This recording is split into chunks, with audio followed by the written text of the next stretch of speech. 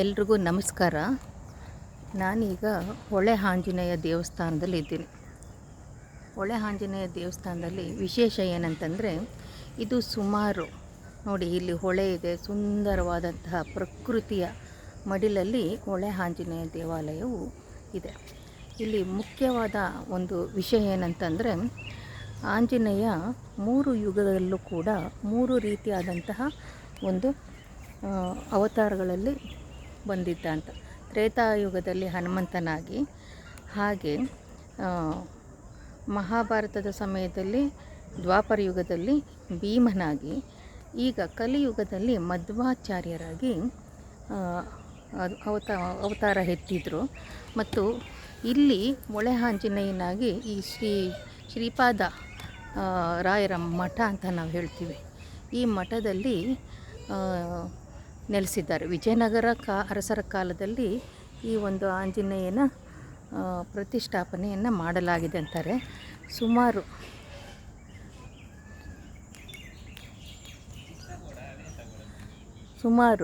ಹತ್ತನೇ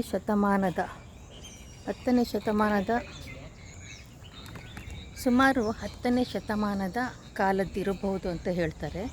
ಇಲ್ಲಿ ಮುಖ್ಯವಾಗಿ ಆಂಜನೇಯನ ವಿಷಯವಾಗಿ ಹೇಳೋದಾಯಿತು ಅಂದರೆ, ಇಲ್ಲಿ ಮುಖ್ಯವಾಗಿ ಸಾಮಾನ್ಯವಾಗಿ ಬರುವಂಥ ಭಕ್ತರು ಯಾವುದೇ ರೀತಿಯಾದಂಥ ದೋಷಗಳನ್ನು ಪರಿಹಾರ ಮಾಡಿಕೊಳ್ತಾರೆ.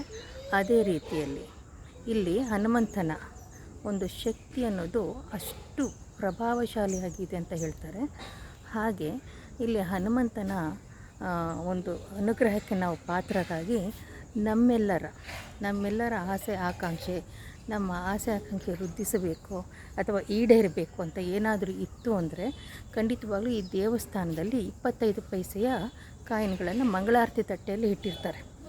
ಮಂಗಳಾರತಿ ತಟ್ಟೆಯಲ್ಲಿ ಇಟ್ಟಿದ್ದು ಅದನ್ನು ನಾವು ತಗೊಂಡು, ಆ 25 ಪೈಸೆಯನ್ನು ತಗೊಂಡು 6 ಸುತ್ತು ಪ್ರದಕ್ಷಿಣೆ ಮಾಡಿ, ತಮ್ಮ ಇಚ್ಛೆಯನ್ನು ಹೇಳಿಕೊಂಡು 6 ಸುತ್ತು ಪ್ರದಕ್ಷಿಣೆಯನ್ನು ಮಾಡಿ, ನಂತರ ನಾವು ಅದನ್ನು ಆಂಜನೇಯನ ಪಾದಕ್ಕೆ ಅರ್ಪಿಸಿದರೆ ಖಂಡಿತವಾಗಲೂ ಕೂಡ ನಮ್ಮ ಆಸೆ ಆಕಾಂಕ್ಷೆ ಅನ್ನೋದು ಈಡೇರುತ್ತೆ ಅನ್ನೋದು ಇಲ್ಲಿ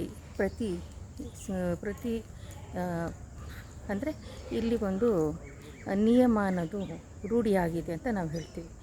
ಇದು ಮದ್ದೂರಿನಲ್ಲೇ ಇದೆ. ವೈದ್ಯನಾಥೇಶ್ವರ ದೇವಾಲಯಕ್ಕೆ ತುಂಬ ಹತ್ತಿರದಲ್ಲಿ ಇರುವಂಥ ಒಂದು ಆಂಜನೇಯನ ಕ್ಷೇತ್ರ. ಇದು ಶ್ರೀಪಾದ ರಾಯರ ಮಠದಲ್ಲಿ ಪ್ರತಿಷ್ಠಾಪನೆಯಾಗಿರುತ್ತದೆ. ಇಲ್ಲಿ ನೀವು ನೋಡ್ತಿದ್ದೀರಿ, ನಾವು ವೈದ್ಯನಾಥೇಶ್ವರ ದೇವಾಲಯದಲ್ಲಿ ಪೂಜೆ ಮಾಡಿಸ್ಕೊಂಡು ಬರುವಷ್ಟರೊಳಗೆ ಇಲ್ಲಿ ಆಂಜನೇಯನ ಒಂದು ಪೂಜೆ ಮುಕ್ತಾಯ ಆಗಿತ್ತು. ಸುಮಾರು 1:30 ಆಗಿಬಿಟ್ಟಿತ್ತು. ಹಾಗಾಗಿ ಇಲ್ಲಿ ದೇವರ ಒಂದು ಪೂಜೆ ಮಂಗಳಾರತಿಯನ್ನು ತೋರಿಸಲಾಗದಿದ್ದರೂ ಇಲ್ಲಿ ಈ ಕ್ಷೇತ್ರದ ಒಂದು ಪರಿಚಯವನ್ನಂತೂ ಮಾಡಿಕೊಡ್ಬೇಕು. ಮತ್ತು ಇನ್ನೊಂದು ದಿನ ಇದರ ಬಗ್ಗೆ ಚೆನ್ನಾಗಿ ನಾನು ಪರಿಚಯ ಮಾಡಿಕೊಡ್ಬೇಕಂತ ಅಂದ್ಕೊಂಡಿದ್ದೀನಿ. ಆದರೆ ಇಲ್ಲಿ ಬಂದಿದ್ದೀನಲ್ಲ, ಒಂದು ನೆನಪಿಗಾಗಿ ಈ ಒಂದು ಕ್ಷೇತ್ರಕ್ಕೆ ಭೇಟಿ ಆಗಬೇಕಂದ್ರೆ ನೋಡಿ, ಹನುಮಂತನನ್ನು ಸಾಮಾನ್ಯವಾಗಿ ಉತ್ತಮ ವಿವಾಹ ಜೀವನಕ್ಕೆ, ಉತ್ತಮ ಪತಿಯನ್ನು ಪಡೆಯಲು ಹಾಗೂ ಹೆಣ್ಣುಮಕ್ಕಳು ತಮ್ಮ ರಕ್ಷಣೆಯನ್ನು ಪಡೆಯಲು ಖಂಡಿತವಾಗಲೂ ಆರಾಧನೆ ಮಾಡಬೇಕು. ಯಾಕೆಂದರೆ ಹನುಮಂತ ಈಗಲೂ ಕೂಡ ಕಲಿಗಾಲದಲ್ಲಿ ಇದ್ದಾನೆ. ಆತ ಚಿರಂಜೀವಿ ಅನ್ನೋದು ನಮಗೆಲ್ಲರಿಗೂ ಗೊತ್ತಿರುವಂಥ ವಿಷಯವಾಗಿರುತ್ತದೆ.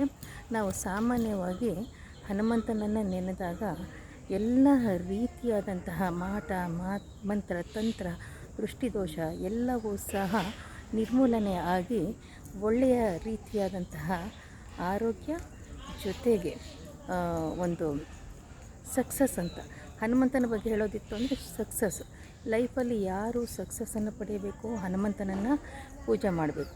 ಜಾಬ್ ಬೇಕಾದಾಗ, ವಿದ್ಯೆ ಬೇಕಾದಾಗ, ಮತ್ತು ಜೀವನದಲ್ಲಿ ಅತಿಯಾದಂತಹ ಶತ್ರುಗಳಿದ್ದಾಗ ಶತ್ರುನಾಶ ಮಾಡಲು.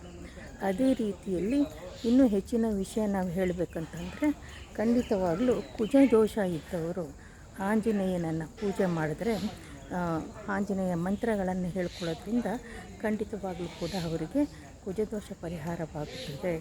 ಅದೇ ರೀತಿ ಆಂಜನೇಯನ ಜೊತೆಗೆ ಶ್ರೀರಾಮನ ಹೆಸರನ್ನು ಹೇಳಿದಾಗ ಅವರ ಎಲ್ಲ ದೋಷ ಪಾಪಗಳು ಕೂಡ ಶ್ರೀರಾಮನ ಜೊತೆಯಲ್ಲೇ ಆ ಅನುಗ್ರಹದಲ್ಲೇ ದೋಷ ನಿವಾರಣೆ ಆಗುತ್ತಂತೆ ನಾವು ಇಲ್ಲಿ ಹೇಳ್ಬೋದು. ಸಣ್ಣದಾಗಿ ನಾನು ಇದನ್ನು ಪರಿಚಯ ಮಾಡಿಕೊಟ್ಟಿದ್ದೀನಿ. ಯಾಕೆಂದರೆ ಇವತ್ತು ಇಲ್ಲಿ ದೇವಸ್ಥಾನ ಮುಚ್ಚಿರೋದ್ರಿಂದ ಹೆಚ್ಚಿಗೆ ನಾನು ಇಲ್ಲಿ ಅದು ಎಲ್ಲವನ್ನು ಪರಿಚಯ ಮಾಡ್ಕೊಳ್ಳೋಕ್ಕಾಗ್ತಾಯಿಲ್ಲ. ಆದರೆ ಈ ಕ್ಷೇತ್ರಕ್ಕೆ ಒಮ್ಮೆ ಭೇಟಿ ನೀಡಿ. ಮದ್ದೂರಿನಲ್ಲಿದೆ.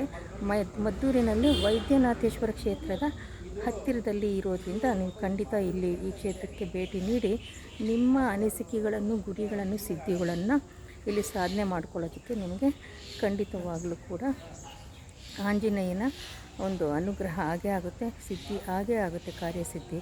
ಹಾಗಾಗಿ ಕಾರ್ಯಸಿದ್ಧಿ ಆಂಜನೇಯ ಅಂತ ಕೂಡ ಹೆಸರಿರೋದ್ರಿಂದ ಖಂಡಿತವಾಗ್ಲೂ ಈ ಒಂದು ಕ್ಷೇತ್ರಕ್ಕೆ ಎಲ್ಲರೂ ಭೇಟಿ ನೀಡಿ ಶ್ರೀ ಆಂಜನೇಯನ ಕೃಪೆಗೆ ಪಾತ್ರರಾಗಿ ಮತ್ತು ಇಲ್ಲಿ ನಿಮ್ಮ ಆಸೆ ಆಕಾಂಕ್ಷೆಗಳಿಗೆ ಖಂಡಿತವಾಗಲೂ ಸಿದ್ಧಿ ಮತ್ತು ಯಶಸ್ಸು ಸಿಕ್ಕುತ್ತದೆ ಅಂತ ಹೇಳಿ ಈ ವಿಡಿಯೋವನ್ನು ಇಲ್ಲಿಗೆ ನಾನು ಮುಗಿಸ್ತಾ ಇದ್ದೀನಿ.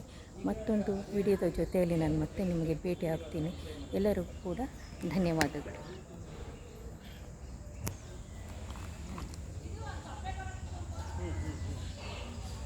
ಓಕೆ.